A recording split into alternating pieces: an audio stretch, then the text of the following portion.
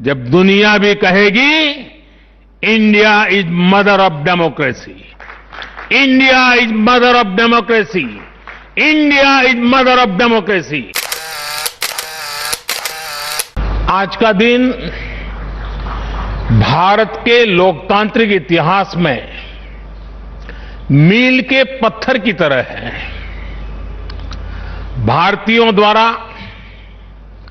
भारतीयता के विचार से ओतप्रोत भारत के संसद भवन के निर्माण का शुभारंभ हमारी लोकतांत्रिक परंपराओं के सबसे अहम पड़ाव में से एक है।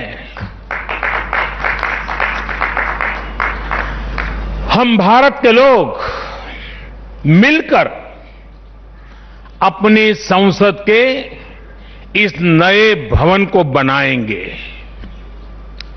और साथियों, इससे सुंदर क्या होगा, इससे पवित्र क्या होगा जब भारत अपनी आजादी के 75 वर्ष का पर्व मनाए तो उस पर्व की साक्षात प्रेरणा हमारी संसद की नई इमारत बने।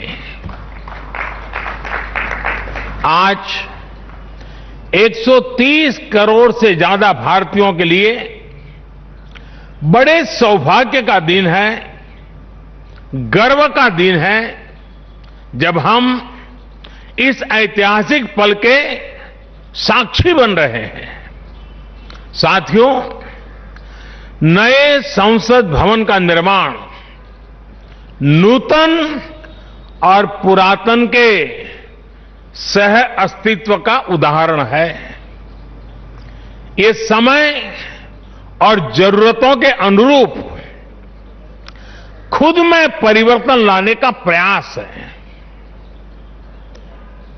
मैं अपने जीवन में वो क्षण कभी नहीं भूल सकता जब 2014 में पहली बार एक सांसद के तौर पर मुझे संसद भवन में आने का अवसर मिला था। तब लोकतंत्र के इस मंदिर में कदम रखने से पहले मैंने सिर झुकाकर, माथा टेककर लोकतंत्र के इस मंदिर को नमन किया था। साथियों, पुराने संसद भवन ने स्वतंत्रता के बाद के भारत को दिशा दी, तो नया भवन आत्मनिर्भर भारत के निर्माण का गवाह बनेगा।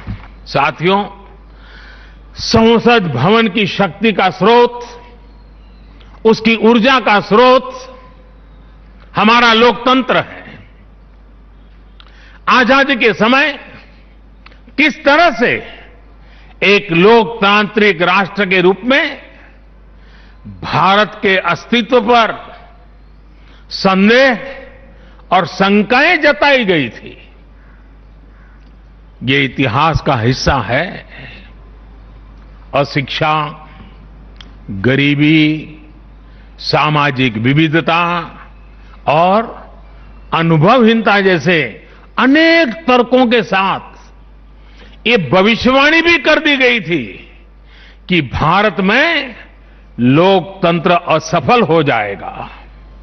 आज हम गर्व से कह सकते हैं कि हमारे देश ने उन आशंकाओं को न सिर्फ गलत सिद्ध किया है, बल्कि 21वीं सदी की दुनिया भारत को अहम लोकतांत्रिक ताकत के रूप में आगे बढ़ते हुए देख भी रही है।